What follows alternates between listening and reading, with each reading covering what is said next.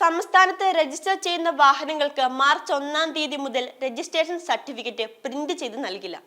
പകരം ഡിജിറ്റൽ രൂപത്തിലുള്ള RC നൽകുകയെന്ന് motor വാഹന വകുപ്പ് അറിയിച്ചു. നേരത്തെ തന്നെ സംസ്ഥാന സർക്കാർ ഇതു സംബന്ധിച്ച് തീരുമാനമെടുത്തിരുന്നു. ഡ്രൈവിംഗ് ലൈസൻസുകളുടെ പ്രിന്റ് ഒഴിവാക്കി ഡിജിറ്റൽ രൂപത്തിൽ മാത്രം നൽകുന്ന നടപടികൾക്ക് നേരത്തെ തന്നെ സംസ്ഥാന മോട്ടോർ വാഹന വകുപ്പ് തുടക്കം കുറിച്ചിരുന്നു. രജിസ്ട്രേഷൻ സർട്ടിഫിക്കറ്റുകൾ ഡിജിറ്റലൈസ് ചെയ്യുന്നതിന്റെ ഭാഗമായി വാഹനങ്ങളുടെ ഹൈപ്പോത്തിക്കേഷനുമായി ബന്ധപ്പെട്ട സേവനങ്ങളും ഡിജിറ്റലൈസ് ചെയ്യാൻ തീരുമാനിച്ചതായി മോട്ടോർ വാഹന വകുപ്പ് അറിയിച്ചിട്ടുണ്ട്. അതുകൊണ്ട് തന്നെ ബാങ്കുകളും അംഗീകൃത ധനകാര്യ സ്ഥാപനങ്ങളും മോട്ടോർ വാഹന വകുപ്പിന്റെ പരിവാഹൻ പോർട്ടലുമായി ബന്ധിപ്പിക്കേണ്ടതുണ്ട്.